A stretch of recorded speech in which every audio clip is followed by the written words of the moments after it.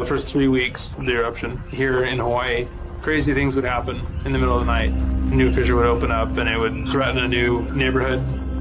Thousands of people were evacuated from their homes.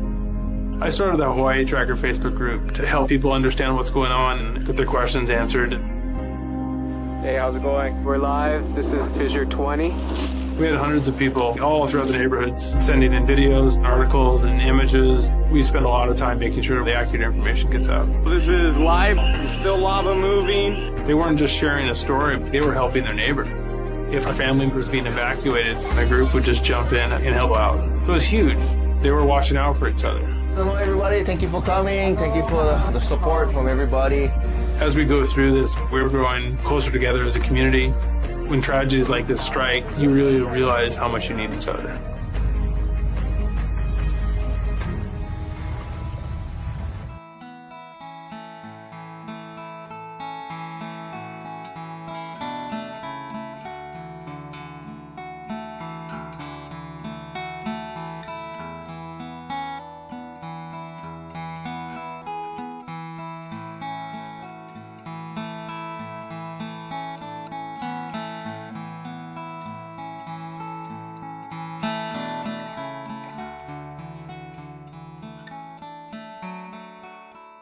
We are the Hawaiian Volcano Education and Resilience Institute, HVERI for short. A lot of people know us from the 2018 eruption of Kīlauea in the Lower East Rift Zone. Working under Hawaii Tracker on the Facebook group. Since then, we've been trying to carry on and take the lessons, the hard lessons that were learned during that eruption and try and prepare for the next major disaster that comes to our island. Yeah, so we do that through two different programs. One is volcano education, and the other part is digital resilience, which we address through online groups on social media. So the way the two programs work together is that the social media networks end up being a distribution pathway for all the information. And having that network in place means we can provide more than just volcano education, but any other preparedness information as well. What we were working for really came about in the Mauna Loa eruption in 2022.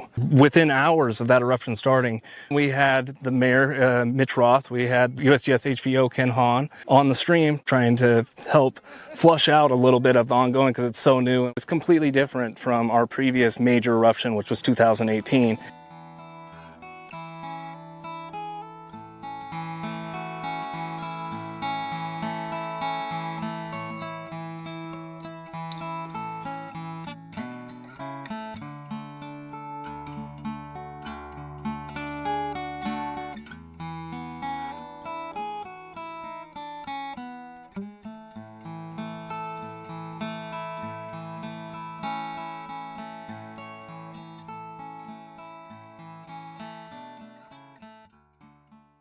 One of the things that Talmadge and I were talking about was how do we deal with social media? It was something we needed to figure out and get right.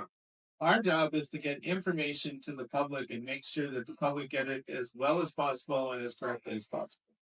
When Philip and Dane started coming to and live streaming the meetings, it was great because we were reaching more people than we normally would. So when the eruption actually happened, we had this relationship. The interviews we did during the eruption, the most fun ones were the ones with Philip and Dave because they were more relaxed and we knew we were getting to the local community and people were asking questions. So those were the best, I think. I just want to really give a shout out to those guys and how we worked as a team on this eruption. It really worked out well and we got to a lot of people we wouldn't have normally gotten.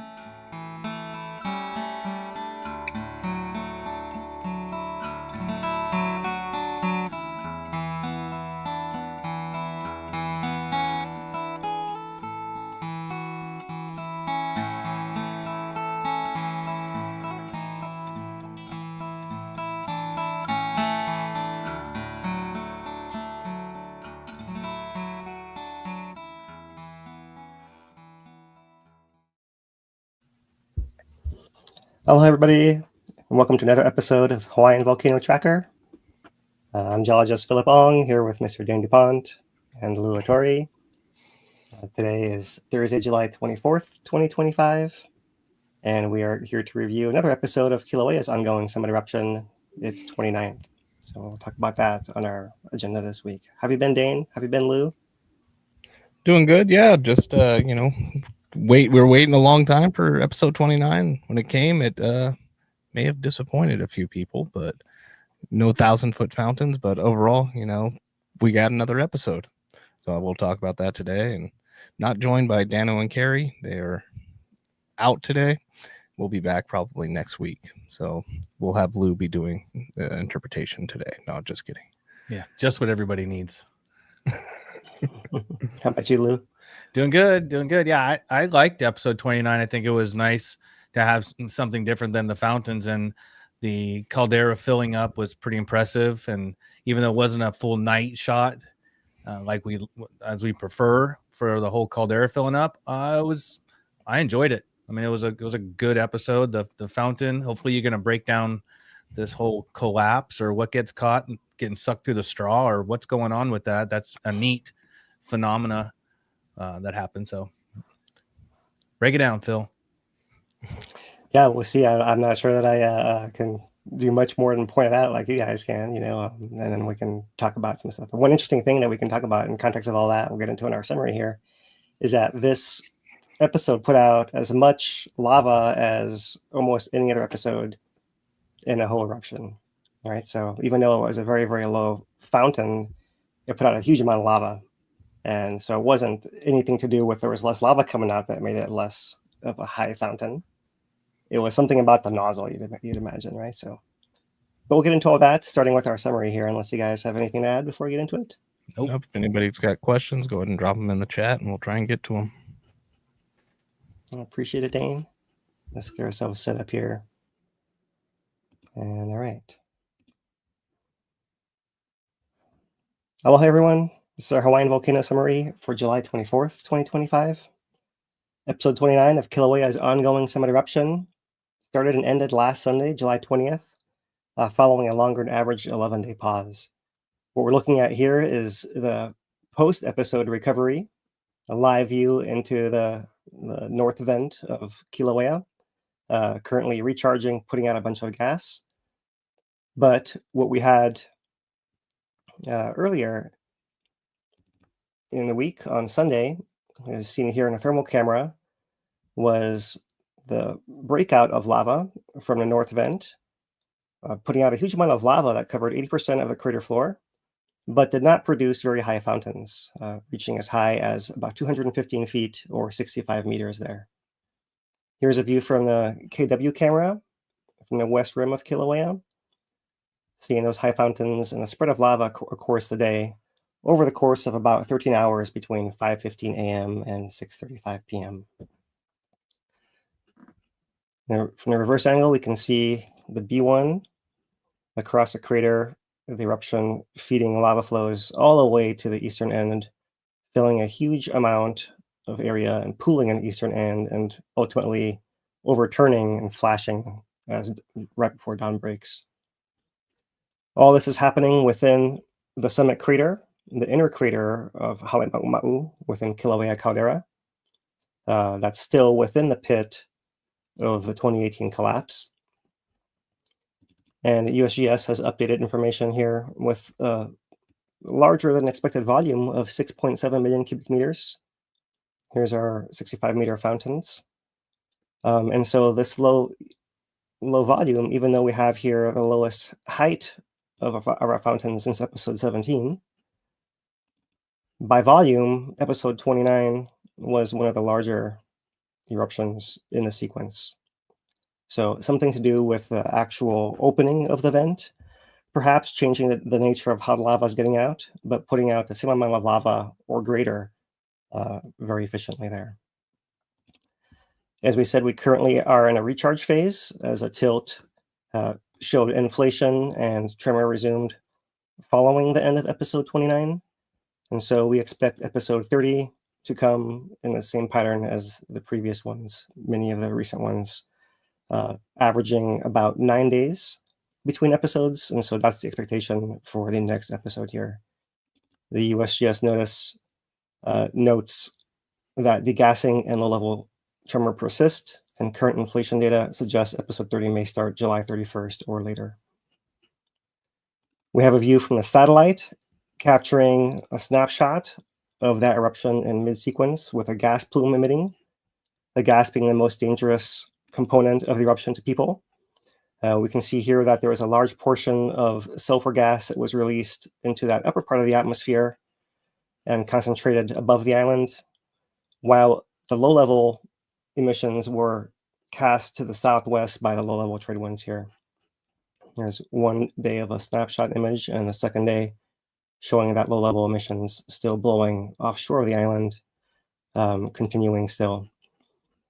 We are now in an inter-episode period with 1,500 tons per day of sulfur dioxide gas being emitted, we estimate, and that can still have impacts in the nearby downwind communities such as Ocean View and wrapping around to the Kona side as well, as we can see in today's citizen science purple air monitoring network that's showing slightly elevated values in their particulate matter there on the Kona coast. Otherwise, earthquake-wise, it's been a very quiet week on Kīlauea. Still some events under the summit and the south flank, but all overall very small, as well as very small events over the Pahala hotspot source. Such that looking at earthquake counts per week, we're still trending downwards, even from this low that we've experienced since the start of the eruption back on December 23rd, 2024.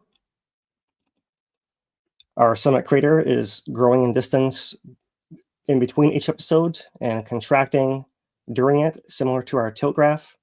And so that pattern continues, overall fairly stable in extension and contraction, while the East Rift Zone is showing contraction and no sign of any influence of the eruption on that part of the volcano, such that there's no increased threat to people further down on the lower East Rift.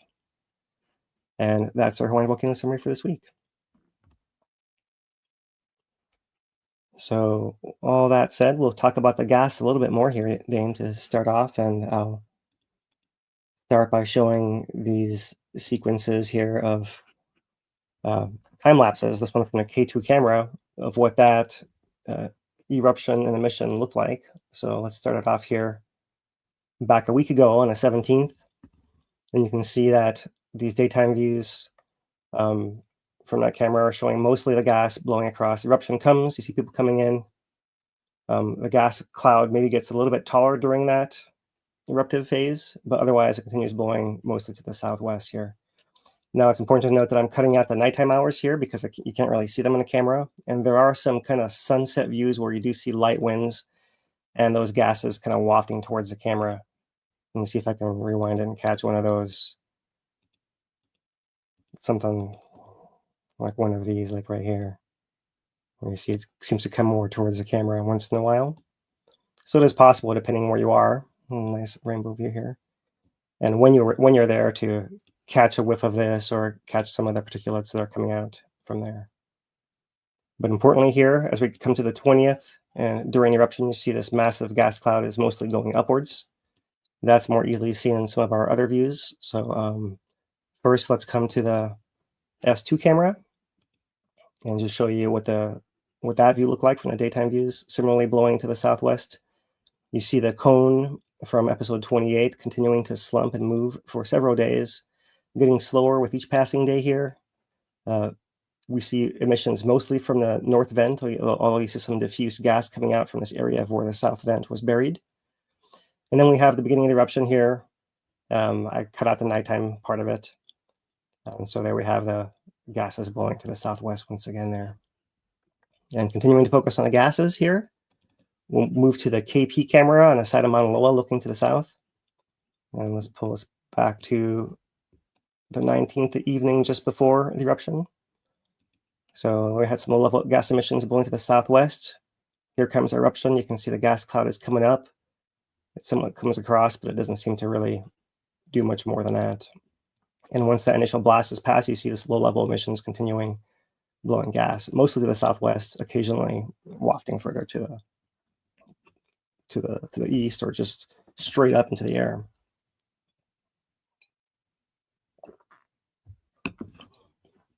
Dane, have you guys seen any reports of anyone reporting gas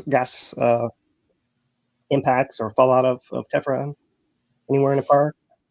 I have not with this episode. I assume less than normal, just because of the fountaining. being more confined inside the caldera instead of throwing stuff hundreds of feet out of it. Right. Gas, That though, makes sense. it's pretty much VOG reported all over. Yeah, normal amounts of VOG, it seems like. Seems like during some of these interphases, it does waft a little bit more towards other parts of the caldera. So I wonder if some of our posters might have reported that. So that's one good thing about having our network in place with all of our volcano watchers is we can kind of crowdsource some of that information, assess what's happening out there. Oh, thanks, guys. So we also have some views. And so what's interesting is that even though the fountains were pretty low, we can see this gas cloud going pretty high.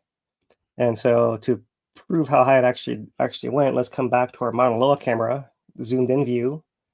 And look at that, zoomed in, we can see the top of that gas cloud all the way there once again, breaking the 14,000 foot plane. So even though we had low fountains, a huge amount of gas was coming out, right? Probably proportional to the amount of lava coming out, which is more what the gas is a proxy for rather than the height of the fountain once again. And to see one more view, here's Mauna Kea. Look at that zoomed in. You can see all the way up here. It's kind of washed out there, but that's the height of the fountain early on. You can see the plume later on continues further down at a lower elevation there. Pretty fascinating. So with all that, we can turn to the VMAP, VOG Measurement and Prediction Project from Manoa, and come to our forecast dashboard here. Starting off with our sulfate aerosols at pure SO2 coming out for the next I think this is 48 hours that we're looking at here with our inter-episode emissions of 1,500 tons per day as our input. And you can see even then quite a bit of VOG present here in the southwest part of the island, sliding on to Mauna Loa's summit and across into the south a little bit, and continually persisting here in South Kona and drifting offshore as well.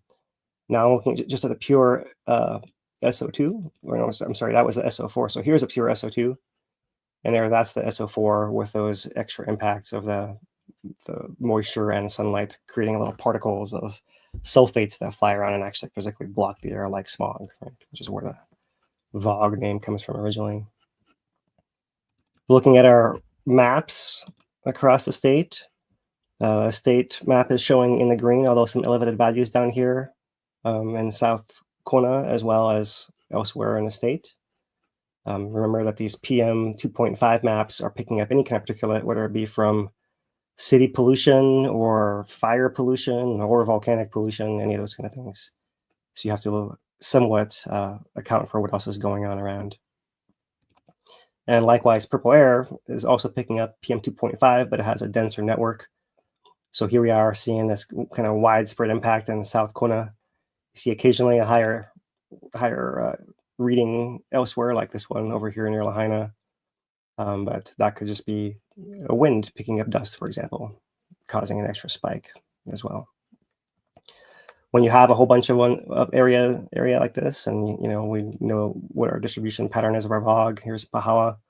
You can see that over time it kind of ebbs and flows, but that presently it is here in this higher state in a yellow 48 ppm.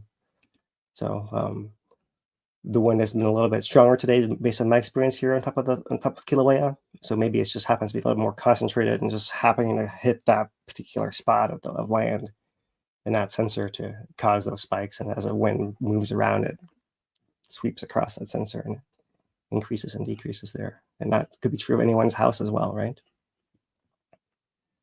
In the national park, the actual overlooks, everything is in the green. You can see here the 24-hour history. And in map view, pull it back here, all the areas around the national park. Most of the viewing areas, all the open areas, right, are over here in the north and east and south and east parts of the crater, which are normally the upwind direction. And currently see the wind direction blowing the plume to the south-southwest.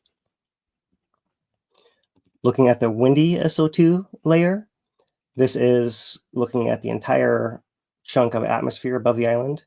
We can see here the most recent red concentration. That's the pulse from episode 29 coming out here. We've been tracking this from earlier. We've had this kind of cloud drifting around over the island for a while and over the Pacific. And so here is that earlier part of it that drifted off a little bit off to the side before our newest pulse comes up to try to go and join it as well. So that's how it looks on the map of the world of how much SO2 is out there. You can see we're one of the darkest, largest spots here because of our continual, persistent, episodic eruption of Kīlauea. And then coming to the Mounts project and looking at the SO2 layer of emissions here. So I can come back here to the 19th before the eruption. You can see some little pixels showing low levels of emissions, not that much. And there's a 20th showing same thing, a little bit of low levels of emissions right around a crater. That's our inter-episode. And then here comes our big pulse of the episode, right? And normally we see these big reds as that main pulse of gas. And when you look at it up here and you say that there was no impact reported from people on the ground of any gas or fallout, anything like that, then that leads you to conclude that all this is in that upper part of the atmosphere, and that lower part is the one that's tailing off here in this direction. Because we do hear from Ocean View guys and Pahala guys that they could use more gas masks and, you know, breathing filters and those kind of things, because there's persistently stuff going over there that we don't talk about often enough, honestly, right? So there's that first pulse, and then the second pulse you can see continuing, still catching Ocean View, but now wrapping around the South Kona as well and distributing offshore. And so this is likely a combination of that low-level stuff and the higher stuff blowing off too.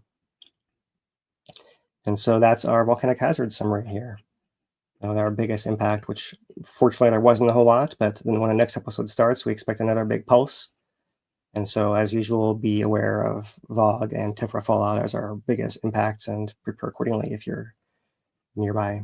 Should be routine by now unless you just got here within the last week, in which case better start catching up on some of the old episodes here.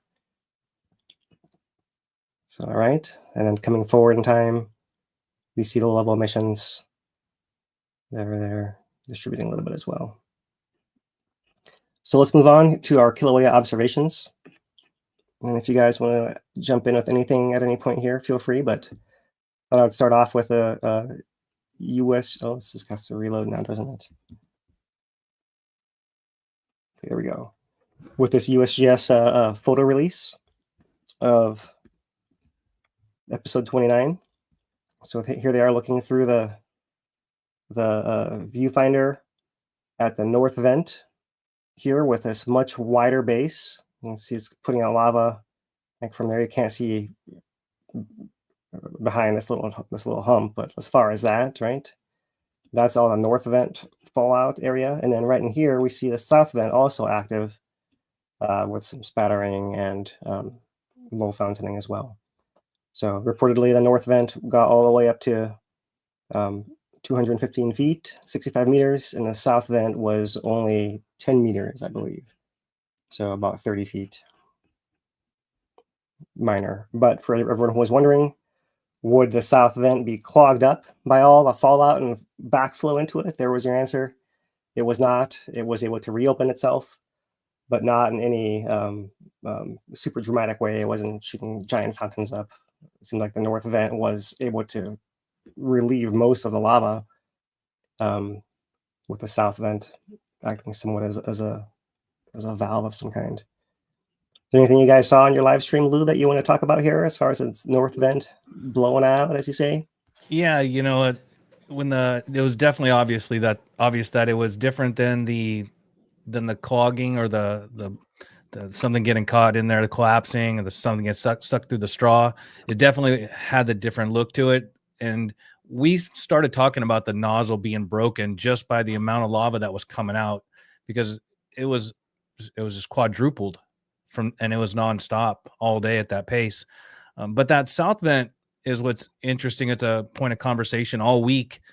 Everybody was talking about how everything was kind of filled over with all the Tephra and that it was possibly blocked again. It was never going to open back up. But how do you feel about it's not really blocked because we're still seeing gas throughout that area? Or is all that gas just coming from different parts of the conduit all over? Yeah, I mean, yeah, that's what I was trying to remind people of, that we have like a 300 feet or 100 meters of rock piled up since the original crack opened up that was way down there. So that's a deep, deep, deep hole to try to fill that whole thing up, right? Mm-hmm. And yeah, and so gas can certainly be an indicator that there is some pathway to come out through there. And yeah, as you saw, the lava did so pretty Yeah, so easily in the long term as well. As long as we see gas, there's still pathway. Yeah. So yeah, obviously, like a gas can take advantage of more pathways than lava can, because it can work its way through areas that lava has a harder time. But it's a pretty good indicator that there is at least a possible pathway there, right? And in the case of this location, we've seen how I don't know, ripped apart it's been over and over, right? So yeah, it would make sense. It's got to be pretty fascinating that nozzle has held together for a dozen episodes until now. There's quite a lot of activity over the past 10, 12 episodes. Did have a question come in from Riley. Do you think the South Bend could do higher fountains again? Yeah, it's a great question. I personally think it could, but I think it might take something changing at the North Bend. I only say that because it's been a while now. The North Bend's been dominant for how many episodes? I have to go back and look. It seems like 10 or 15 episodes now. The North Bend's been pretty dominant. Apart from that, I would say that, yeah, there's no reason why the South Bend couldn't. Like, let's say for some reason, we somehow had an opening of the North Bend here to allow the fountain to be this extra wide. But what if you had some kind of closing of it instead? Then maybe that would be what would lead to the South Bend being an easier pathway out, because there's less rubble or who knows what in the way. Yeah, I do feel like I've said this before when we had that like wannabe Hornado thing in over the North Vent, and then it got blown away. It's like there's some level of redoing the superficial surface layer of the nozzle every time, but this one feels like something deeper happened. It's not just right. the stuff up on the top. It's that there was some somewhat fundamental change deeper down to the structure, where it's. I have the question of, will we see large fountains again out of that North Vent type of thing, or is it changed? Did the change so significant that it's going to impact every episode afterwards, essentially? Yeah, that's a great question. And then is there some kind of natural process that happens with the lava draining back in and cooling in that conduit to somehow reform itself into that shape? Because as you recall, like we started off with fissures, and we built our way into that jet-like shape of fountain, right? That through a natural process. And so we kind of back to like, oh, it looks almost like a little fissure again. Why wouldn't it go through that same process again to go back to that jet, right? But maybe we've reset it in that sense, at least as far as the nozzle is concerned. Although we have interesting questions that we can talk about later with our graphs about like how much lava is coming out and how this compares to other episodes. And really, it's not showing a lot of sign of slowing down, apart from something changed at the actual surface here. This was another episode where the precursory activity snuck up on us. There was not much lead up into this one. Yep, that's right. Yeah, and that's something that's changing a little bit more recently as well. So continuing with some of these USGS photos here, here's laser rangefinder operator looking through to measure the heights of the fountains. And I should have mentioned in here, they actually have measured this little knob as well here, right in front of the fountain here. And so they note the prominent mound is approximately 27 meters or 90 feet, 89 feet high, right there, 90 feet high. So to give you an idea of that, right? If you imagine each story of a building being 10 feet, then that's a 9-story building right there, right? So hard to get scale on all those things, and which is why they need to use a rangefinder, measure how far it is to the top, to the bottom, and figure out exactly how far it's coming out, how fast the lava is coming out. And they record lava was flowing at 16 to 26 feet per second, or 5 to 6 meters per second, coming out or issuing down the outlet flow, outlet vent there, outlet channels. Here is another image of the FTIR, the Fourier Transform Infrared Spectroscopy, which is the newest maybe not the newest, but one of the newer ways of measuring the gas here, right? So newer than the COSPEC, we'll say. So it's looking through and looking at the light source and the gas emission coming through it and analyzing the composition of the gas with that. So it's pretty cool tech there. And a view they have of the lava coming across the crater floor and those split channels there, with the center channel taking more of the lava and feeding it all the way to the eastern part of the crater there. So that distance across the caldera, about 1.5 miles, 2.5 kilometers. So that's just showing you that it's actually a pretty big flow field that we're talking about, right? When I'm looking at the old maps of the pool flow field, and showing how each flow is trying to go down the Pali towards Royal Gardens, one after another, and this one went 1 mile, this one went 2 miles. We don't have a slope here, but we have a huge area and a similar amount of lava going and paving over. It's a pretty big flow field inside of our lava stadium here, as we like to call it. And our panoramic view of that entire caldera with the inner rim of Halemaʻumaʻu right there, and then the outer caldera rim further out there. Strikes me as there, it feels like, just looking at the lava flow, it looks like a lava flow that's on slope, not like a lava flow that's in the flatlands type of thing. So it's amazing just how much slope this episode, the eruptions, have added across the caldera, not just right at the base of the fountain, but seemingly runs like all the way across pretty distinctly before fanning out. Yeah, so here we can come back to our cross section, right? And we look at how it really is higher on this western side, ramping downwards to the east all the way across. And that's how those flows can have those big channels moving across, as you say, right there. Yeah, absolutely. And what else have we got here? We have the geologists going across the Tephra fallout zone following episode 28 to see how much accumulation there had been from those lava fountains. And the answer was 6 feet, 2 meters of tephra along some parts of their survey route. So that's the USGS photo update. Of course, we have all of their data streams and their webcams to thank them for as well. And so we'll turn to our time lapses of those data streams here, starting with the thermal camera. And here we go, pulling it back to just before the eruption starts. You can see that there is heat on the crater floor remnant from the prior eruption, and also it seems like some cracks on the crater edges here, putting out a little bit of extra heat. But there is our first overflows, and shortly afterwards, the main pulse of the episode. And then finally, the overturns, one large one and one small one there at the very end happening. And continuing the sequence through to today, you can see we just had cooling.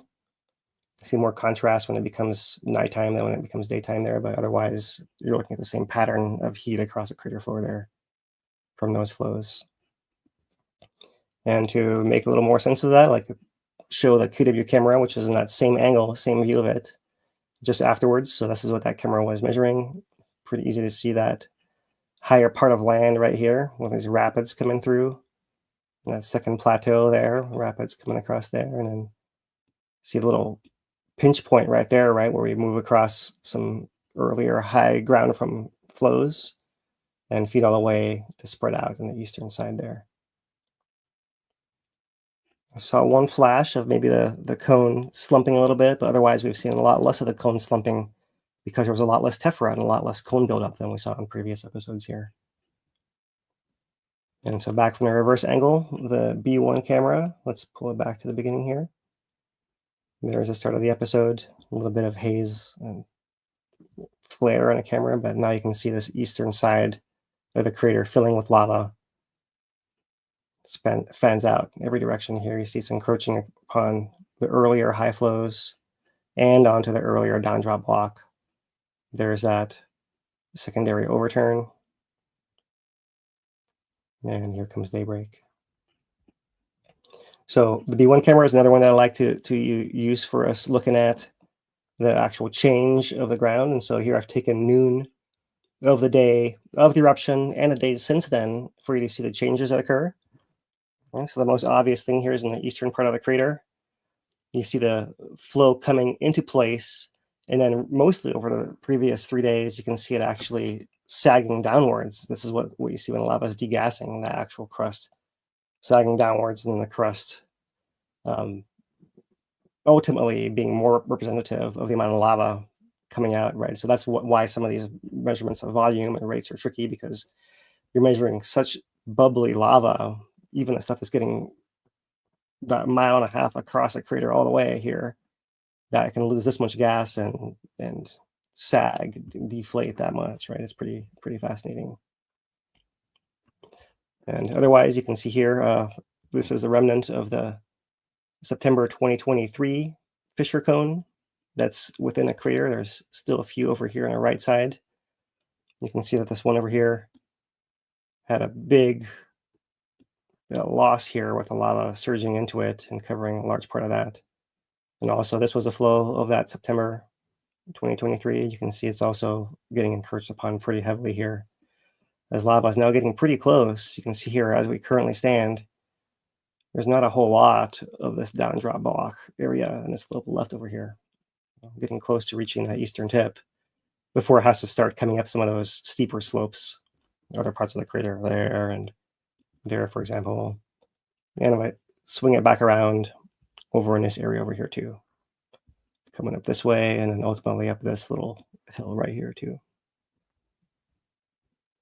So looking at the cone itself, the center of the crater in a cone, not a whole lot of change of the cone.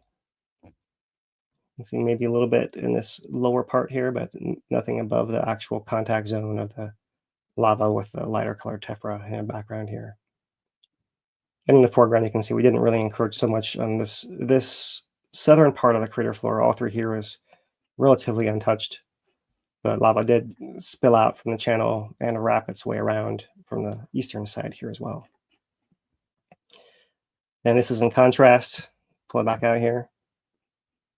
The sagging crater floor in contrast to what we saw before episode 29 and the build up to it. So now I've put in that week before it happens, and you can see this filling of certain parts of the eastern part of the crater floor from lava injecting underneath it. So you can see this is the way that the crater is growing and accumulating lava. It's both from being injected from below in between these episodes, and then during the episode, lava coming over top of it, overrunning and covering it as well. So as far as how it might look to those on the ground watching, here's a zoomed in view from the Volcano House camera, Hawaii Volcanoes National Park camera.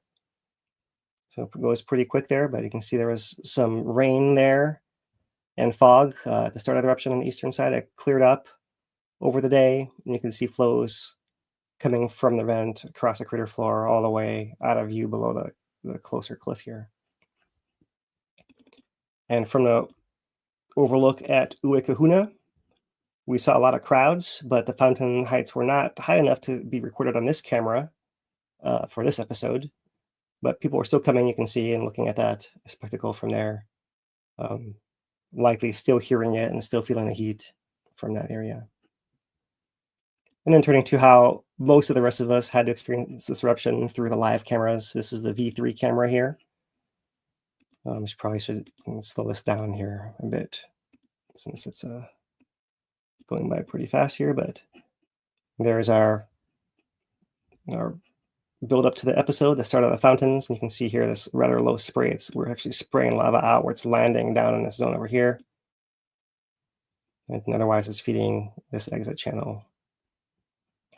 And because this was not as spectacular a fountain and largely lava flows across a crater floor kind of view, this camera was not one of the best ones for this last eruption to see what was going on. The V2 sees more of the crater floor, but it caught that fog at the beginning as well. And then you see it's also hampered by the edge of the crater there. So really, in the end, the ones we saw first, those KW and the B1 cameras were the best ones. Although I do like to see here on the V1 camera, let's put this on loop here, how you can see the cone actually does grow over the course of the eruption, or this episode of eruption. You can see here, you see it growing upwards and slumping inwards there at the end.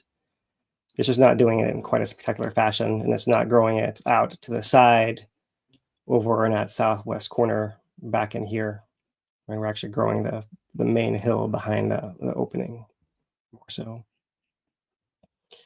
So we'll wrap up this first part of our program here with just a live look in here to the V3 camera now. There is that north vent fuming and south vent fuming as well as the sun is setting here. The V2 camera, a little bit further apart from this angle, but you also see fuming here in a crater floor from some of those recent flows, and over top of some of the landscape that's been here before. And the V1 camera showing a little bit steeper edge of the cone over here now because of the nature of the most recent fountaining and splashing of lava. And remains of this cone here you see with these cracks of where it's been slumping back. Someone got something to add? Yeah, I was going to throw in there this episode made a really interesting feature on the face of that vent right there from the lava, the amount of lava that just flowed over. I just thought I'd bring that up. Yeah, it's pretty cool looking. Yeah, it's pretty unique, right? You could just like you guys have gone through and look at the shape of the fountains for each episode. You could go and look at the shape of the cone for each one too, and see how it's changing too. It'd be pretty interesting exercise. But we really didn't go back and look at how you were just showing the forward and reverse of the entire vent just growing there.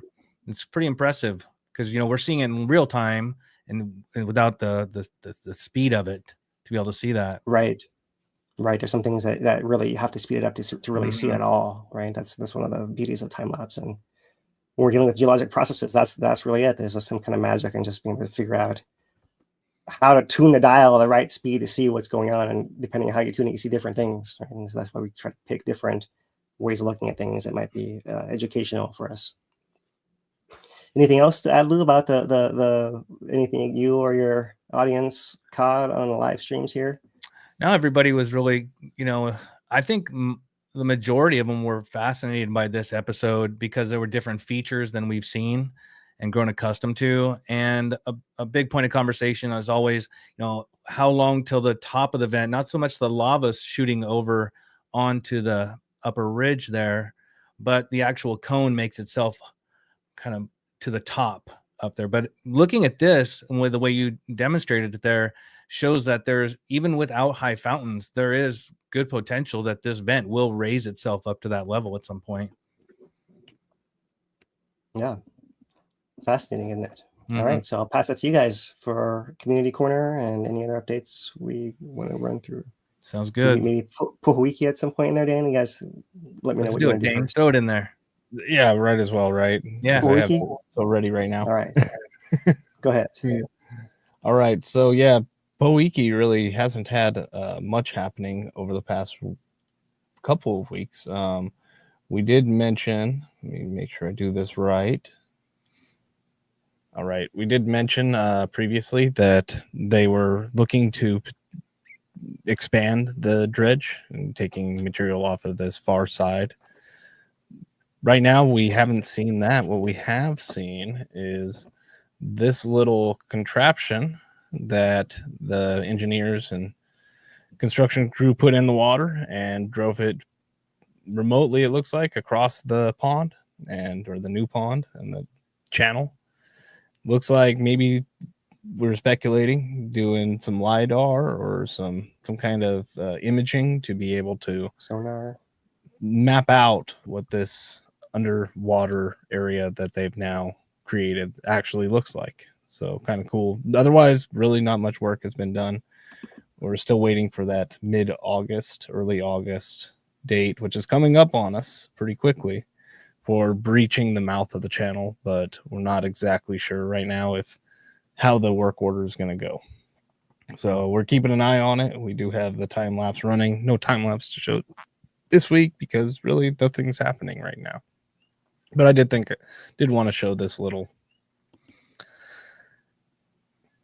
unmanned reconnaissance boat of some kind out there. And right, one of the things that they possibly could be looking for other than depth is to look to see if anything moved in there, any boulders, it's a lot easier and probably less expensive to move this around than bring another machine back in to lift out a boulder, because you got to figure we got boats that are going to be moving in and out of there, and then once this breach happens, the amount of seawater that's going to come in is going to push anything else all the way to the back, and the chances of getting that out with a machine at that point, it's going to probably be difficult and expensive. This is a smart move. Right.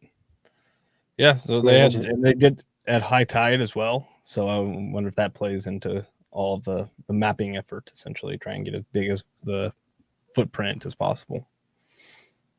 Do you guys think that thing can motor through some waves once the channel is open for them to redo this once the channel is open? Maybe in Kona. I don't know about out here. It doesn't look like it deals with waves very well to me. Yeah, and I don't know. Maybe at night. Maybe. It's an awfully expensive piece of machinery to be testing on our waters. That's for sure. Yeah. Oh, There's a lot of engineers out there checking it out, right? Maybe they're all practicing or trying to figure out how they can use that thing. Tell one of them's driving it, and they also have some other, like they have the transit and whatever this thing is on a stand over where they're standing. See if I can get a little look at that. So they got this thing set up on a tripod of some kind, and transit over there. So they got something going. Yeah. And that boat's got a lot of antennas on it, doesn't it? Sure does. Yeah. Well, maybe one of us can find out where that imagery is, because I'd be fascinated in seeing that. Right. Yeah. But otherwise, knows what this model boat is and send us a link. Please help us out here. All right. And that's all I really got at Pohoiki. We're waiting. The excitement is going to be when they breach that channel. Then it's going to be everything is going to change rather dramatically. And right now we have weeks where nothing happens. There's going to be minutes where lots happen coming up on this one. Yeah. All right. So I think that gets us on Pohoiki. Lou, you want to take us into Community Corner? I'll kick this out of here. Let's do it. All right. Well, we have an exciting update coming up from the park today. As we know, there's construction and parking is a mess up there, and all kinds of things are closed. It says temporary closure of this and closure of that. Not everything is always closed when they say it's closed up there. You have to check into the ranger station. You see there's only a certain amount of cones that they have up at the park, and they've been using the majority of them for all of the construction. So when there's an episode and the mass crowd starts coming in, they've got to move those cones to help traffic along. So sometimes some projects get a little bit delayed, but we'll get to that in a second. This is one of them that is confirmed, unconfirmed, that is still open. They haven't really started the Kīlauea Iki switchback work yet. I checked on this one as well today, and it's still open, but it could close at any time once they get things dialed in. So you got to, if you're really interested in hiking around, please just stop at the Welcome Center at KMC and talk to Ranger Dean. He'll let you know. Viewing is everywhere. I went through a bunch of pictures today. I mean, there is no bad spot to watch, even with not the high fountain that we're all so accustomed to now. The viewing is spectacular everywhere, especially on an episode like this where you have the caldera filling up, because the amount of waves of lava that were coming through the caldera were great. It always helps to have your phone to be able to zoom in there. Here it is. What? Have you been wondering when the roundabout will open? Well, it's open. Dane, are you ready for this? Now, I'm not showing the AI footage we used before. I fought it today, all day today. I fought it like I've got to play it again, but I held back. So the roundabout is part of the plan to improve the safety and realign Crater Rim Drive east and west. Plans include the traffic circle, an additional administrative lane for park staff and partners at the entrance, and an exit pullout for the highway to help visitors orient themselves. The full realignment project will be finished in September and will make driving in the park much easier and safer. Please slow down, drive safely, and stay alert. Now, there's a lot in there.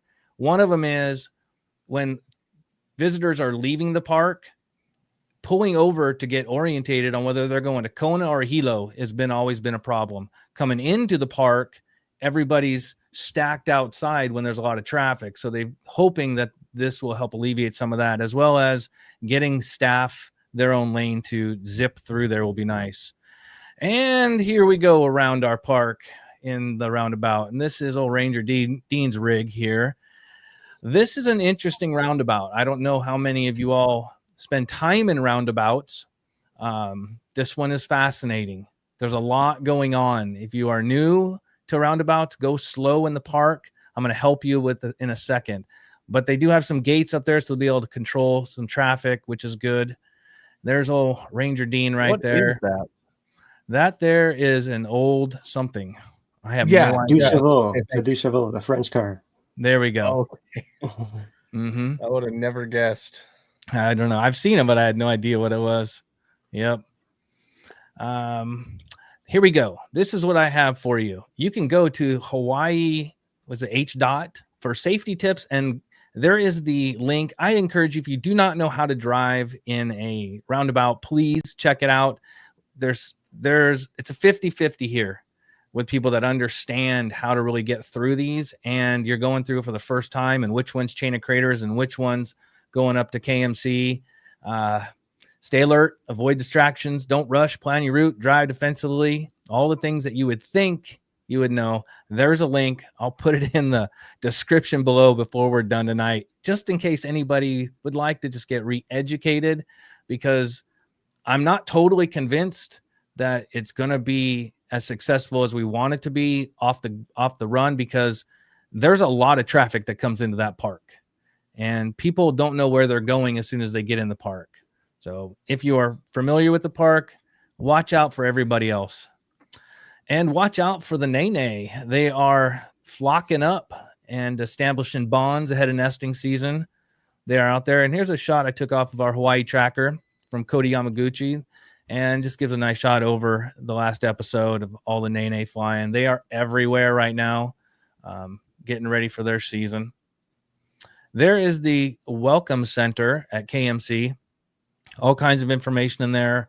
The programs they have that are going on will be in there. They're not always listed on their website because they changed due to weather and staffing. So if you don't see something on the website, just drop in there. I tried calling the park today just because a lot of people tell me that it's hard for them to call. It is difficult. They are busy inside that small room. So just get up in there and you'll have a better shot of finding out what's going on. There's the map and how to get there. Then this is an old map. I hope to get a new one here soon where the roundabout should be. There's Ranger Dean. What was that car, Phil? The Duchevaux, 2 horsepower. 2 horsepower? 2 horses. Oh, so man. That means 2 horses. So you're saying that isn't making it over saddle? I don't know. Maybe it's not quite the original one. I'm not sure anymore. Ooh. All right, we'll see if we can get a ride in that with Dino. Life on the Edge is the program that's running on a consistent basis up there. They may have some others. Like I said, just check, find out what's going on. And this weekend, we'll give you a taste of everything Volcano has to offer in between our episodes.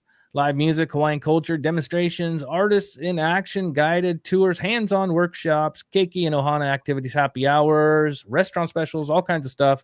And there is a free shuttle service. There's a QR code there. I don't know if you can scan it or not, but I'll put this link down in the description before we get out of here tonight too. So you can do something different. There's all kinds of activities. It's fun. This is a big event for Volcano. There's a lot of people that attend it and all kinds of things going on up there. And have you not signed up for our eruption notification? We'll put out an email as soon as we think that the new episode, next one is 30, is going to take off, as well as our main subscriber list to stay up on all of our events here at hveri.org/subscribe. And follow us on some of our other platforms, especially Facebook. Get onto our Hawaii Tracker group. Dane, let us know we hit 170K this last week, huh, Dane? Yeah, 170,000 members over on Hawaii Tracker now. Really grown up during these episodes, and a lot of contributors, great photographers, people that have helped build it over the past 8 years, 10 years, if you want to even go back further to the 2014, so over a decade. But yeah, it was really since 2018 that a lot of stuff has really picked up. So yeah. What many guys don't realize is that Dane and the moderator team are approving every one of those 170,000 people manually, one at a time, over the last 7 years now, right? That's with an unknown amount of rejections. Bots out of there. Yeah, with an unknown amount of rejections. Probably 10 times at least as many, right? So, like, you know. No. I'd probably say we get 2 good members for 1 bad in general, type of thing for rejections. So usually more good than bad. And with the episodes, usually those are people that are interested in the episode, at least initially, and then the bots follow the trend wave a little bit later. Right. So that's part of our guarding our community against digital attacks. That's what we call digital resilience. That's the other part of what we do besides our volcano education and youth programs. For those of you who are wondering, and what else is going on from our intros and outros there, right? So yeah, so we use Hawaii Tracker as a tool to train our moderators and as well as be able to get out information to the community in a really special way. Being that large, we can target a lot of people with any type of emergency information or preparedness type information that we need to get out. And it's quite the tool. I mean, honestly, when we see an episode happen or a hurricane comes in and the hundreds of people that sign up during those moments just shows how active and interested people are. So it's really good to see. I'll put that link is also coming up here for you guys, so you guys can join our group there. Yeah. Dano? Yeah, so at this point, we'd like to thank everybody for tuning in. But first, I'd like to thank the Kīlauea Recovery, the Puna Strong, as well as the Vivi Grant Program, put through the Hawaii Community Foundation to help make this program, our volcano education, as well as our digital resilience and youth development possible. They play a large part in what we do, and we appreciate them. But we also like to thank everybody that tuned in today. Your likes, subscriptions, your shares, all that fun stuff definitely helps us with the algorithm, gets it out in front of more eyes. But we also like to thank everybody that does donate. We take super chats, but we encourage people to go over to our website to donate at hveri.org/donate. We have some donators on the screen there. Appreciate everybody for their continued support. Also had a few super chats today. Just highlight those real quick. We had the $10 continued support from Norm. Appreciate that. No comment there. And then Raven comes through with $10 as well. Another great week. Thank you for the continuous hard work at HVERI. And yeah, we also had over on the website Karen G with a $25 super chat. And I believe that gets us through it, or not super chat, donation. But yeah, appreciate everybody that so inclined to throw us a buck or two and keep the digital doors open, as we say. Thank you, guys. Yeah. All right. I think that gets us out of Community Corner and into the part 2, if you are ready, Phil. All right, let's do it. Let's add on here our Kīlauea monitoring setup and show you guys once again this imagery infrared capture of the crater taken during episode 29 from the satellite here. And let's see if I can zoom this in a little more. It's on the right screen here.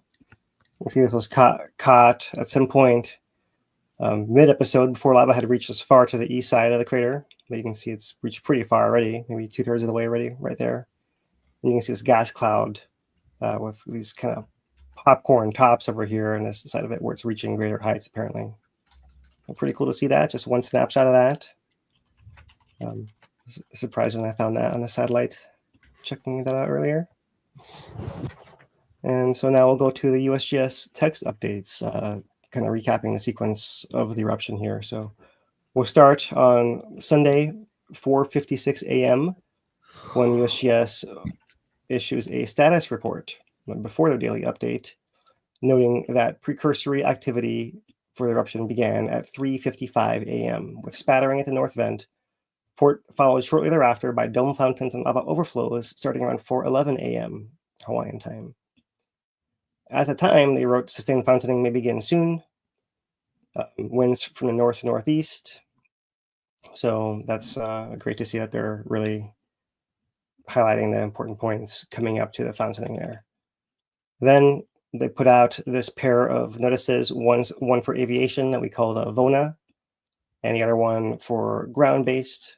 That's the VAN, the Volcanic Activity Notice, with essentially the same text in each one, slightly different format. So you see this comes out at 5:29 a.m., noting high fountains, well, as high as they were going to get, it seemed like, began at 5:15 a.m. on July 20th.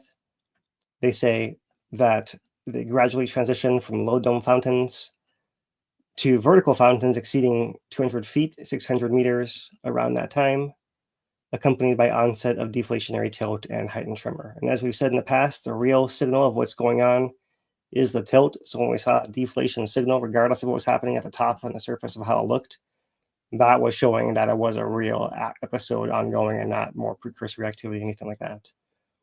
So it turns out that those initial heights were about as high as it was going to get there, right?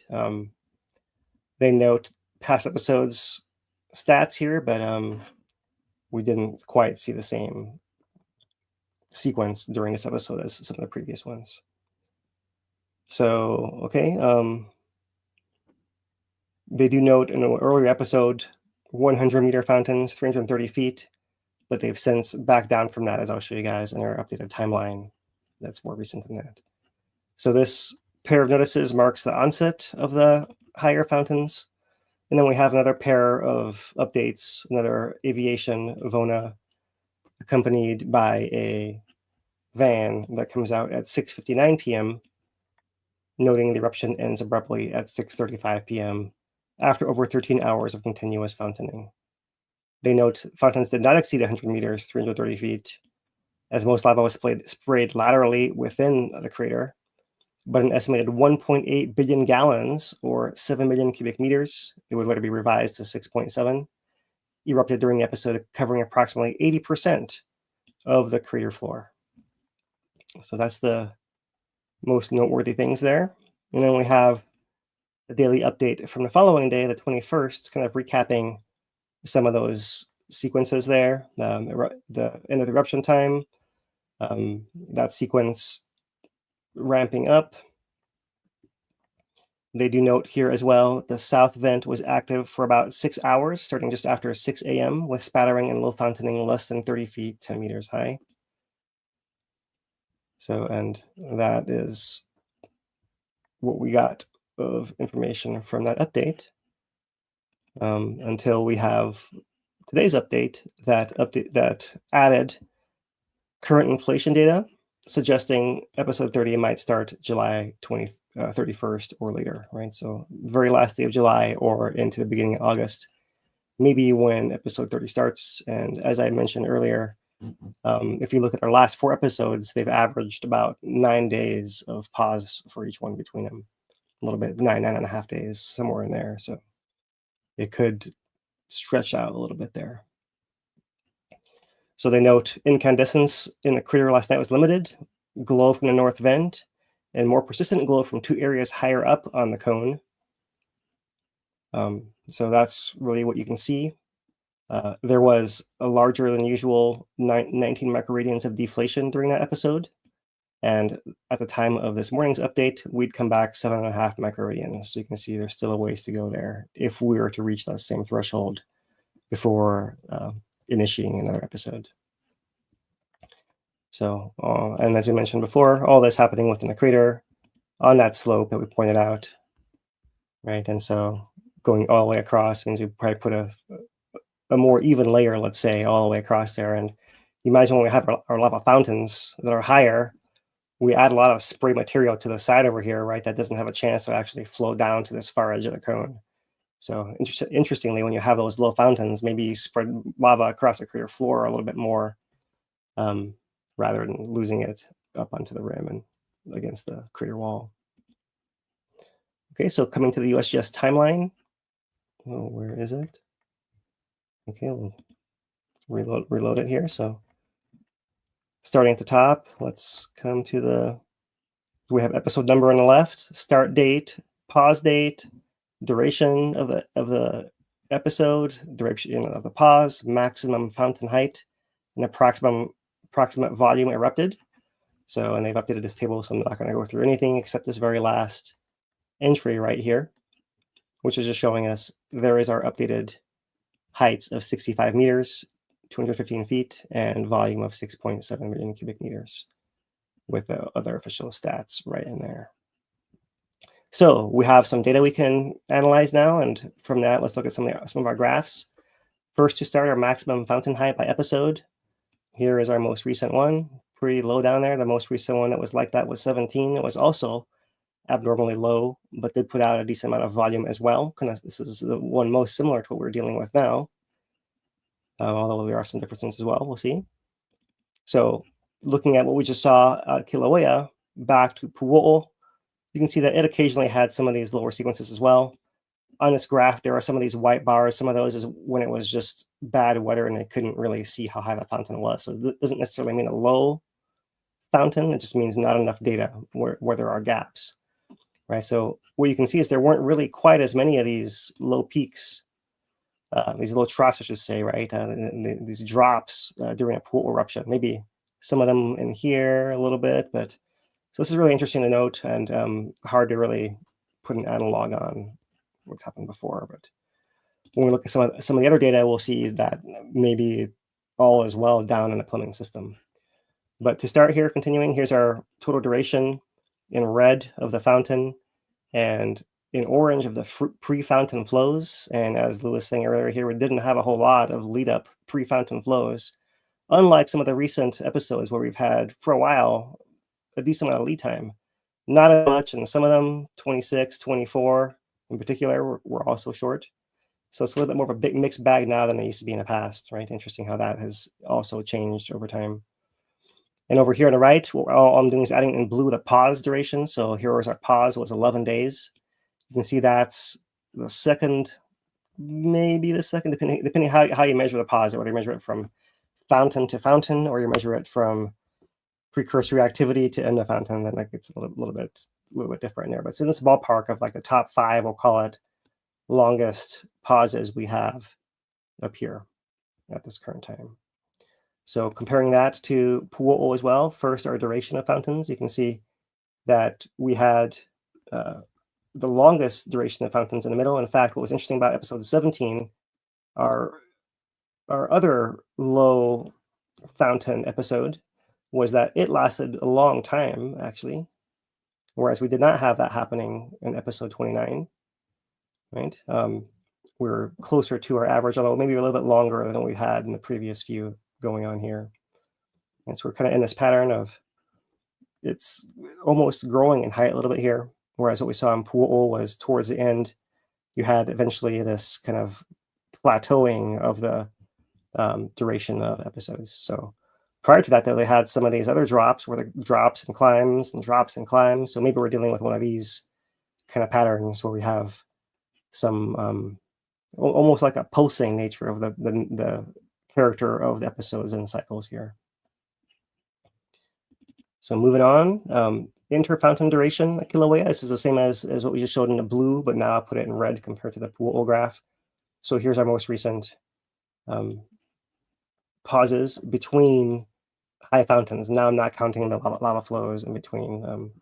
So you can see like there, you can see there's one, there's another, and there's another. They're also pretty long. 17 was one of those as well, right? That had an extra long build up to it with the low fountains. So there we have that association too. And Pu'o'o, we didn't really see so much of that. You can see there's a lot of variation in the duration. They can see towards the end it stabilizes a little bit more. It still has a little bit of a change, and you have one anomalous episode right in there. So hard to really make any prediction of what happens next, and that's why I'm showing what there could have been in the past or some patterns here. In case maybe anyone is a braver guesser than I am, they could look at that and make an educated guess at least, right? All right, so like looking at... I think it's like a data Rorschach test. Like, yeah. See whatever you want in it. This section, yes, for those who like graphs and those who don't, can just kind of push the fast forward button, I guess, and move right past this stuff, right? But there is some cool stuff that you can see here. For example, when you look at the discharge rate versus the height. So height's over here on the left, right? So the higher fountains are these episodes up here, and lower ones are down here. So here is like the first episode, for example, the first fissure that didn't get very high because it was so spread out, but it put out a lot of lava at a time, right? One of our highest rates of lava coming out here.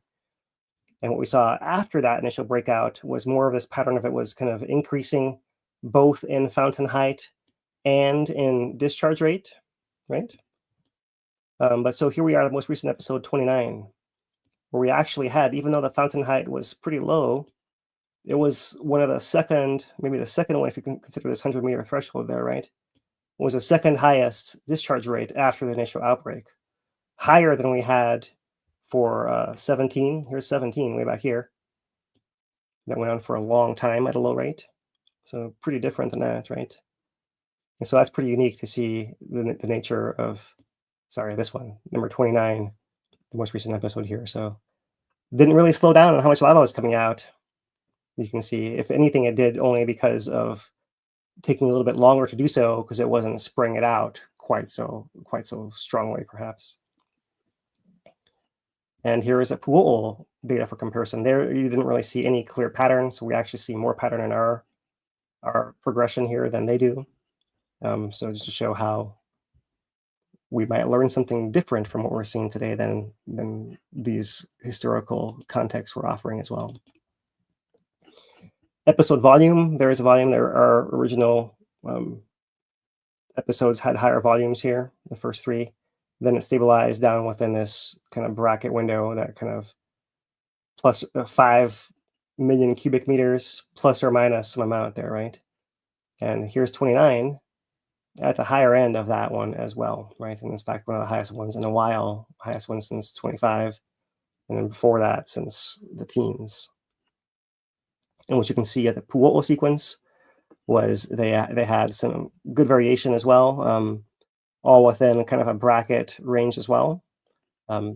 Their dense rock equivalent means they've taken out 30% of the volume about, which is about the gas. So we would have to do that here also, and our numbers our whole scale would shift upwards. These numbers would be smaller in comparison, right? So there at Pu'u'u, they saw this kind of range and maybe a little bit of this decrease coming in here towards the end. There were other times where we thought, well, maybe it's dropping down, and it pops back up similarly there, right? So this might be one of the cases what we're seeing here. Maybe we saw a little bit of a trend coming downwards, but actually our volume has increased once again. And so discharge rate versus time here. So left to right is just time going on. And so there you can see how we have increased the discharge rate over time. And actually, after 26 and 27 and 28, those two are the ones that first drop the rate. And 29 is pretty similar in the same ballpark as those other two, really, right? So maybe coming down a little bit there doesn't really change. This is kind of excluding the fountain height from the data, right? So you really don't see 29 looking any different than any of the other ones when you plot it this way. And likewise at Pu'u'u, you saw there one of the clearest patterns in this data where you did see over time the discharge rate increasing as well, and then towards the end decreasing with some ping-ponging back and forth actually as it was doing it, right? So here we are. Maybe you could say this is the one thing that maybe looks a little similar. There's a little bit of ping-ponging coming down here, but this is the only one of all these graphs that looks this similar. So I'm not convinced that it's coming to an end yet. I think all the other signals, altogether are telling us that this was a different than ending episode kind of sequence. And we need to see more of what comes next, and maybe we'll see it stabilize, and it has to end at some point. But we've speculated in the past that has something to do with that south flank moving out of the way to change the dynamic of this reservoir and how it's pressurizing or relieving. And we haven't seen anything like that yet. We haven't seen any major south flank movement. We haven't seen anything that indicates a major change. So my bet would be that it would continue onto 30 and beyond. So here, Lou, I put this in, this little sequence things for you, right? Or here's our weekday. We're still on Tuesdays and Wednesdays being the most popular days, but here, this is what I wanted to add. Mm-hmm. You're talking about how you think it really happens at 5 p.m. So here's the onset of our fountains by the actual hour of the day. This one's new for you here. So the winter is actually 10 a.m. to 11 a.m. That's not close to 4 or 5. 4 or 5 is, yeah, Well, it's pretty sure just it's not early. I mean, it's just working on Japan time or Korean time. Maybe I'm not in the right time zone. You're saying it's 5 o'clock somewhere? Right. Yeah, Right. it's 5 o'clock somewhere, and that 5 o'clock is in Korea right now. At dinner or whatever. So the second winter is actually between 5 and 6 a.m. Then it kind of all gets to be kind of a muddle there, right? If you're looking at what are our statistical anomalies, this is just a random chance we're flipping more heads than tails or rolling more 6s and 2s or whatever, right? So That's good. here's a different way to look at it. Let's bucket it by 3-hour chunks: 12 to 3, 3 to 6, 6 to 9, 9 to 12. So in that sense, 9 a.m. to 12 p.m., that morning, late morning time, that's the winter with 6 different episodes. Otherwise, it's 3 to 6 a.m. and then you have an even chance of it being between midnight and 3 a.m. and 6 to 9 p.m. It looks like your 4 to 5 p.m. Hawaiian time isn't doing too well there, though. No, but it could be 4 a.m. or 4 p.m. I really was loose on that one. Here's the thing: if you're volcano junking and trying to book any appointment anytime, your best bet is between 6 and 9 a.m. Right there. Yep. If random chance continues to hold to this pattern, no guarantees there, of course. Oh, I was muted. I said on a Tuesday, 9 a.m. on a Tuesday. On a Tuesday. Yeah. All right. So yeah, that's just there's a little bit of fun there, just so we can understand that there is this randomness in the data too, right? And like everything we're trying to analyze, all these little wiggles, sometimes just random things make these patterns that we're like, really? Like, is something special about 10 a.m.? Probably not, No. So, all right, let's move on to our real data here. We'll start off with Kīlauea's last week of monitoring data. Here's a summit crater elevation. The laser rangefinder pointing down into that crater saw a first pulse of lava coming across. That seemed like a wave that kind of surged through, dropped down, and then continued and was overrun by something that then stabilized and have since been deflating, probably losing the gas, as we saw in our time lapse earlier from the eastern side of the crater. Our pattern now, as I mentioned, is about a 9-day cycle. So our 1 week graph is not showing us a full cycle, but it does catch a little bit of this late build up to episode 29, the episode itself, deflation, that large magnitude. Look at our scale here. This is from 10 microradians down to -10. So that 19 microradian drop right there. And since then, we've recovered a good amount, but we just have not recovered nearly the amount that we dropped because it was one of the larger ones we've seen. When we zoom out, we'll see that a little bit more clearly because you can't see it all in 1 week, as we showed here earlier. So there's earthquake counts for the week. Really nothing drastic. 30 is our background rate. We consider it here in Kīlauea. So we're kind of below background across the entire week here. And so we have very light ink of dots of earthquakes. This is what our background rates kind of look like here, both in the shallow south flank in oranges and yellows and the deeper Pahala zone in the blues here. So in 1 week plotted on a map, they look like this. There's a couple deeper ones here closer to Kīlauea summit. Maybe that's another one of these feeder zones into the volcano, or it could be just a settling of this weight that's changing and adjusting and moving all the time in this area. Right?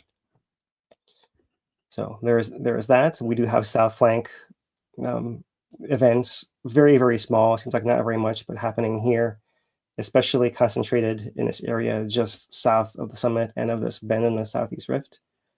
And we do see a few further along east of Pu'o'o and the south flank as well, right? So we do see the south flank is continuing to show a little bit of motion. It could be pretty slow or not seeing the same rates as before, but it will at some point move more, and then that's going to be what likely changes the dynamics of all the lava and magma being stuck up in this area right here, right now. Whereas we're used to seeing it over the last several decades, also intruding the east rift and leaking out mostly from Pu'o'o in that area over there. So continuing to the last month, zooming out. So that was our last week pulse of lava right here, 29. Here's 28's jump. and 27s. So you can see that overall, that one point of the crater floor on the western side got a little bit less lava this time as far as thickness than it had the previous 2 episodes, maybe because the lava was able to run further to the east with more gas in it, because the lava fountain didn't lose the gas by shooting it way out. The lava still had the gas stuck in it to some degree, right? And so there is our tilt for the month. So we can see 27, 28, 29 with the earthquake from Japan last week that we talked about in last week's update, leading up to 29. Just a little blip on that otherwise steady sequence with the wiggles of the daily cycles here, which we still see once again here in our recovery phase. Looking at the sandhill, you see similar pattern, but you do see how, especially from that azimuth, you see a larger magnitude of offset than we saw previous events. Earthquakes per day, I mentioned that 30 is our background. So there it is. See, a couple of these days we had larger events with big seismic moment jumps as well. That's probably a larger event, like a one on a what was the south flank that we talked about? Let me scroll down here to the map. I don't have a map right there. This closer we talked about last week, right there. Since then, it's been pretty quiet for this week. You can see overall nothing following that in that same south flank band right there. Okay, zooming out a little bit more, the last 3 months of tilt. So here you can see how much larger this one was. It's a little bit closer to what we saw back here in 26, right? But you can see that really since 26, we've had this. This is why I say we've had this longer pattern of about 9 days rather than 7. You can see the lines are closer together here on average, especially these ones back here, than we've had since, really showing this change in cadence, a little bit lengthening of the cycle here. And since the onset, all 7 months, here is this part where we maybe can see a little bit wider zone of spacing of the intervals. It's a little bit closer through here, and it's certainly closer going back further in time. And we can see it's going back in time. We didn't have them nearly as big as this. So really these big magnitude ones are something that we're seeing. We saw the first one following 17 and 18, but we really haven't seen quite as many of those going back since really the first 3 or 4, which are what we consider that the build-up part of the eruption that was really setting the stage for what comes next, the flattening cycles. As we mentioned in our summary, the 1-year counts, earthquakes per week, are still pretty low here. And the summit's spreading between episodes, contracting, and for episode 29, that magnitude in total was something like, once again, 7 or 8 centimeters, similar to before. And once again, you can see here we are stretching once again in the last 3 days since 29 ended. At Pu'o'o, it seems like there's a little bit of a quicker drop here. This might just be a little bit of noise, just like we see the noise sometimes going up. We can see the noise going down too a little bit. We obviously have a data gap in here, so we'll wait and see what happens. But in any case, nothing alarming to see there. That shows longer term contraction, even through the noise here happening on the East Rift. And over the five-year period, you can see that we've been at a pretty stable 7-month period with this eruption ongoing at the summit, where we've had lots of other stuff happening with other cycles of eruptions, and one back to back to back to back. So instead of having back-to-back eruptions, we have back-to-back episodes now with the same vent, and it kind of sustains this longer-term equilibrium, it appears. And another line of evidence for that is our GPS here, where we can still see we're more or less stable, maybe still expanding a little bit north and south across the summit, but certainly at a much slower rate, if so, than at any time in the previous several years here, going back to maybe early 2022 when we had a little bit of a flat time there as well, kind of building back up to this was with the onset of September 2021 eruption, and then after that initial pulse of it lasted a while as well, starting to recharge too. So really pretty unique. And Pu'o'o, you can see, has had a long-term contraction, with the exception of the injection of lava for the Nepal eruption that occurred in 2024, summer 2024. So those are our monitoring signals here, and we'll finish it up with the earthquakes. So here are live earthquakes maybe. There are live earthquakes from the last week on Hawaii Island, colored by depth. So the blues being deeper, yellow and orange, intermediate, and the reds being shallower. And you can see the blues are pahalas down here. Largest one was at 2.3 noted there within the last 7 days. And shallower, this now with showing in orange, we know this is on the flank of Mauna Loa within the volcano. There is also a 2.2, 1.7 up there, and all the way on this west flank, 3.1 at 6 miles depth, right? So Mauna Loa can try to spread both directions there. And so maybe there's a little bit more active. Shallow earthquake here between Mauna Loa and Kīlauea, 1.8. Then the rest of these I'd consider Kīlauea, as well as the south flank, 1.6 here. So interesting to note more earthquakes a little bit in Mauna Loa there, and maybe there's a little bit of an adjustment, but nothing really major. Seems to be localized. We'll come back to that here towards the end of our update shortly. But we'll continue with this map of earthquakes that we're sorting now by time. The most recent largest events being a 3.1 here on Kona. Next, Pahala offshore deep 2.3. Next, this Pahala shallow one. So those are magnitudes above 2.0. Another 2.0 down there, deep Pahala, that we had in the last week. It's pretty low counts overall, pretty slow, with some background events still happening here. So with earthquakes on Mauna Loa, let's see what's going on there. We do have, we're still operating under our most recent monthly update that just shows normal inflation of the volcano. The cameras are showing everything peaceful up there. Maybe it'll show that. There it is. Still sunny up at Mokuʻaweʻoweʻo, Mauna Loa Summit crater. The caldera up there. All quiet up there. But if we look at the signals, come on, signals. All right. There is our weekly tilt. You see our daily variations, maybe a slight rise. There's nothing really alarming to see in the tilt. You look at the earthquakes depth over time, pretty slow around the summit there, not really much going on. Here is the last month of summit tilt. Right? So there is that earthquake spike from the Alaska earthquake last week. And then we see our daily cycles here, pretty stable overall. We do see these kind of swinging cycles that are monthly and weekly swings that we see commonly too. So earthquake rates are pretty low. There's really not a whole lot to see in any of these signals, which is why we can be pretty peaceful about what's happening in Mauna Loa. There's earthquake rates pretty low. Earthquake rates depth versus time. If anything, maybe there's like a little bit of pattern of earthquakes from deep. Maybe there's this showing a little bit of this pressure magma working its way upwards, but very slowly, nothing alarming happening there. Earthquake rates are really quite low. This is the most telling graph of all for Mauna Loa. Right. So, but previously in time, so here's our most recent little smattering of earthquakes deeper down. Previously in time, we've had some of these other more convincing signals where that looks like a magma injection into the shallow parts of the volcano from deep. So it's nothing like that we have going on. It's much simpler and gentler signal going on there.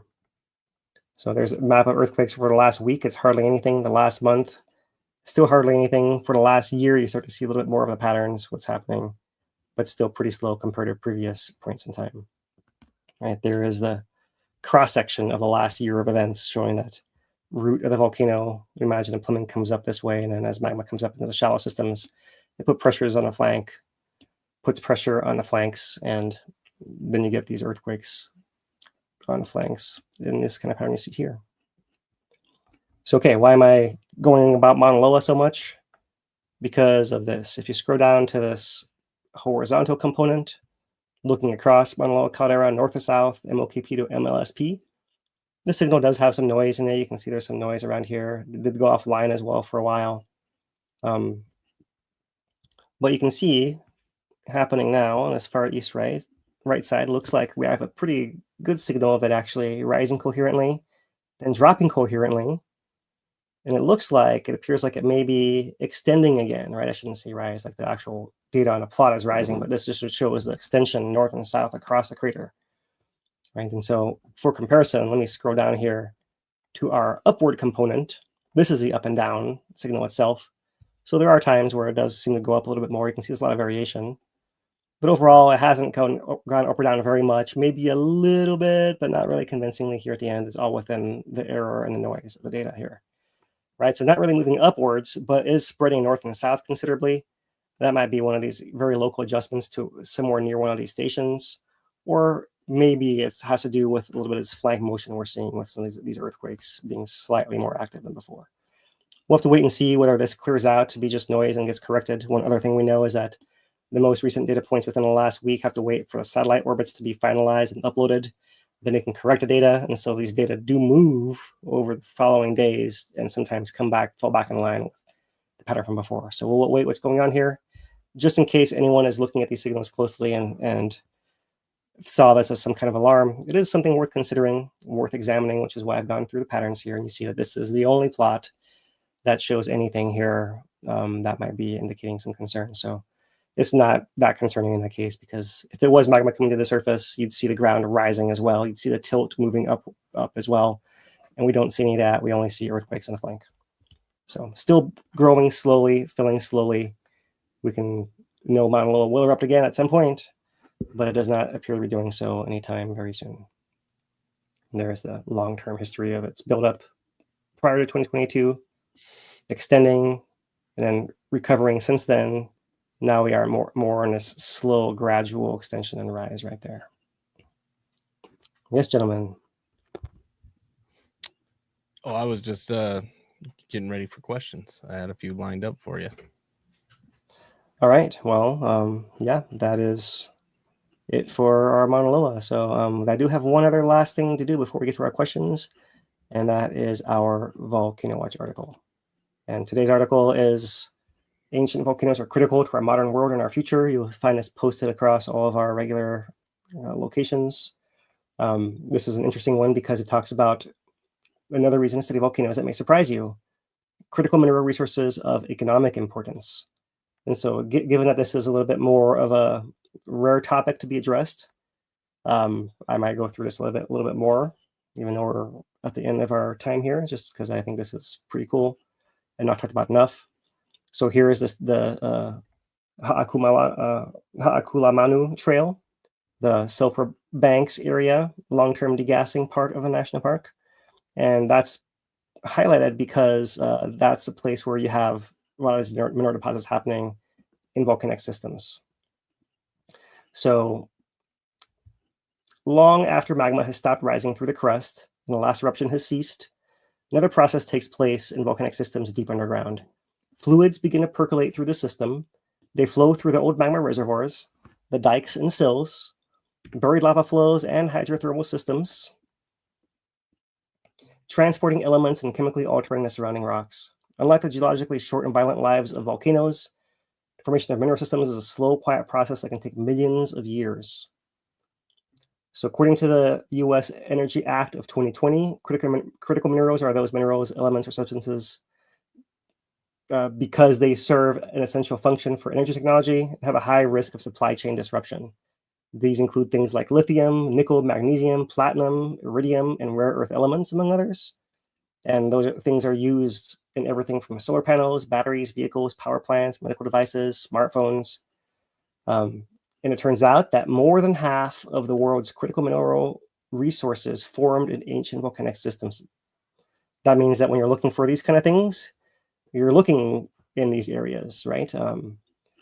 And depending what resources you're looking for, you would look at different places within a volcanic system. For example, deep minerals like chromium, titanium, vanadium, and platinum group elements are found in layered intrusive rocks that were once bodies of magma that never made it to the surface. But if you're going after rare earth elements, you're going to want to go after the strange magmas that are the most abundant source, called carbonatites, that are found at the edges of ancient continents and in ancient rift systems within continents. In other systems, like submarine volcanoes, magmatic hydrothermal systems yield minerals like copper, lead, zinc, and gold. And overall, the richest deposits are often found in the oldest rocks. They've been weathered down, eroded, and buried while fluids have moved through them continuously, altering the rocks themselves for millions of years. You probably wouldn't recognize them as old volcanic systems without a geology degree, and even then, it is hard. So this is just pretty cool to think about. A question I used to get a lot when I used to give tours, like, well, does it produce gold? Does it produce copper? It's all in there, right? But it's all in there in amounts kind of spread out. But as the magmas are cooling, that stuff doesn't want to stay in the magma and cool. It wants to get out of there. So they end up over time concentrating themselves and getting mobilized and then forming into these ore bodies that can then be found by people. So next time you visit a national park with volcanoes like Kīlauea or Yellowstone, you're hiking on what could be a future ore deposit millions of years from now.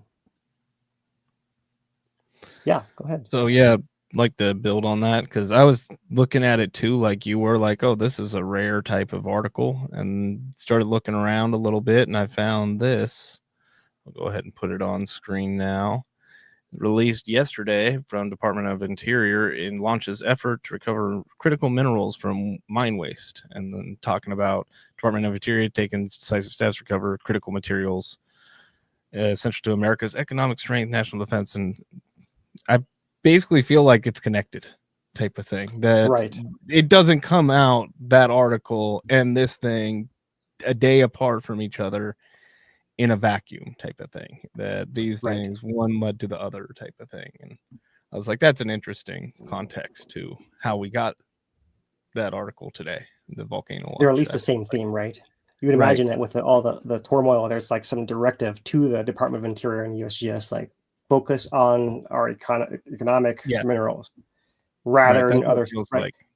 Right. And so, yeah, and this is it. This is that happening. Yeah. Well, there you go. That's all I wanted to share. Yeah.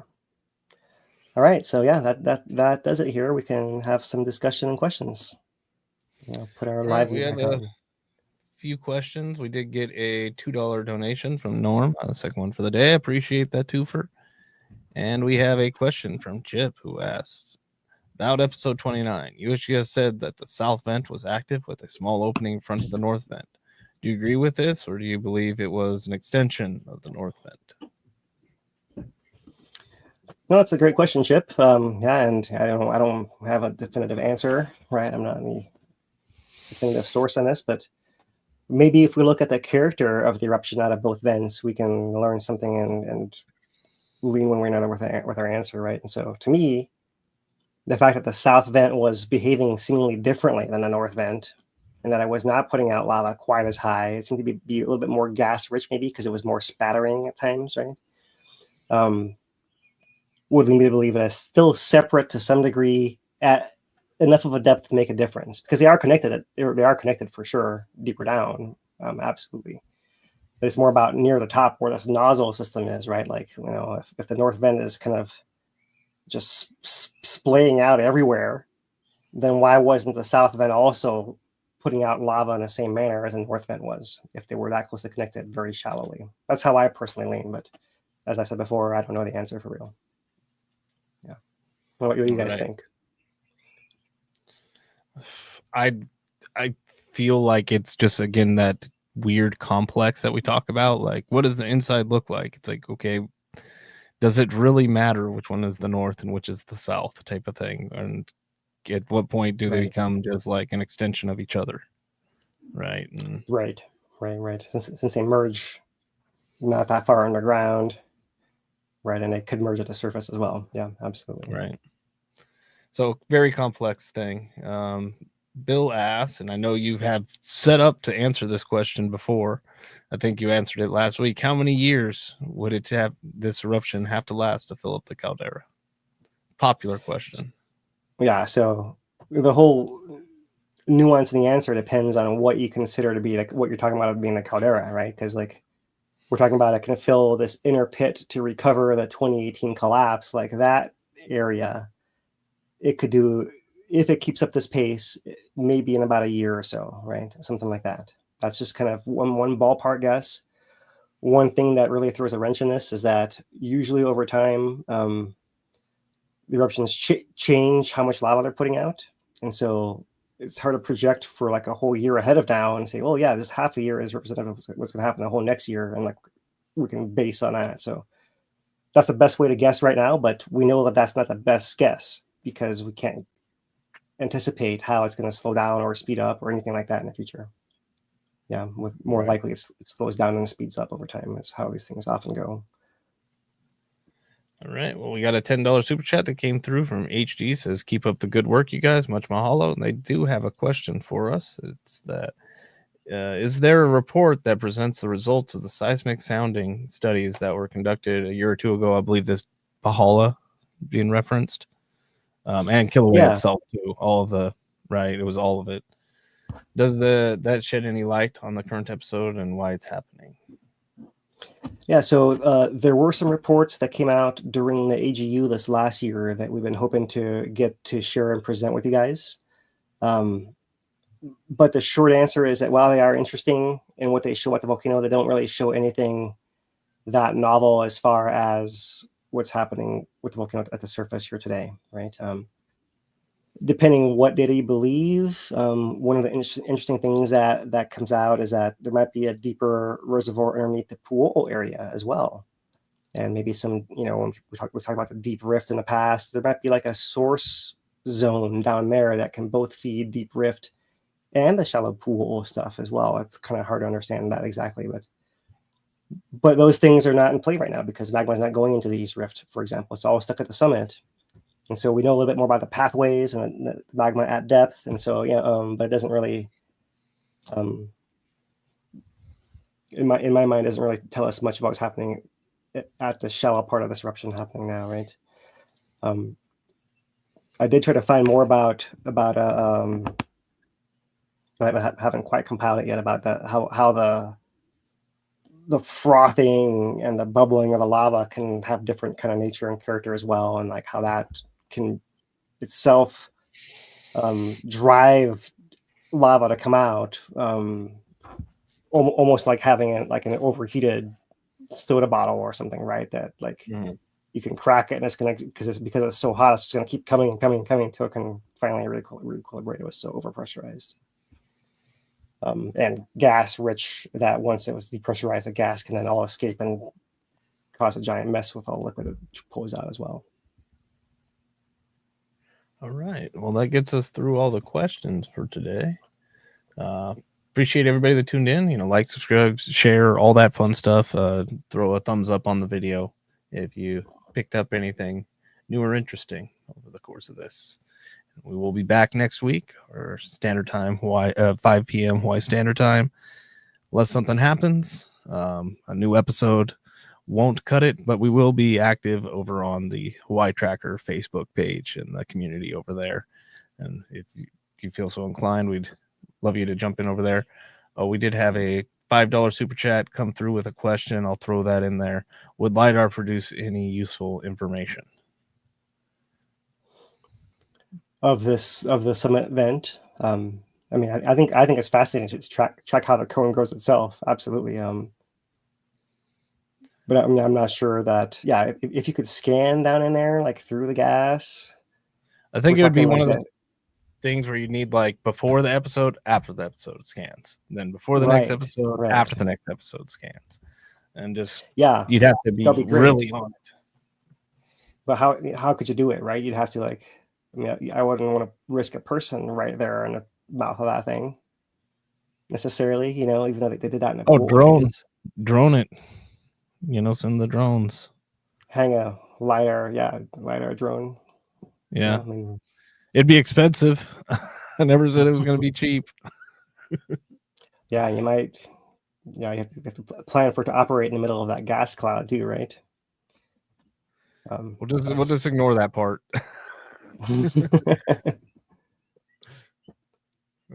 Yeah, ignore that part on your permit to the national park, right? Like it'll be fine. Drones crash all the time. Didn't you read the article? Rare earth metals are already out there. Yeah, it's from the aliens flying drones in the past. That's what we're going with. All right, guys. Clearly, it's been a long update here. Time for us to get out of here. Appreciate all your support. Lee, you got anything to add here? No, all good. I'm just trying to figure out these aliens flying drones now, but let's move on. All right, guys. I appreciate everyone's support. Thank you guys for staying tuned in here to the end of our update. And like these guys said, we'll be back next week. From Luatore, Dan DuPont, I'm Philip Ong. Aloha, everybody. Ahui ho.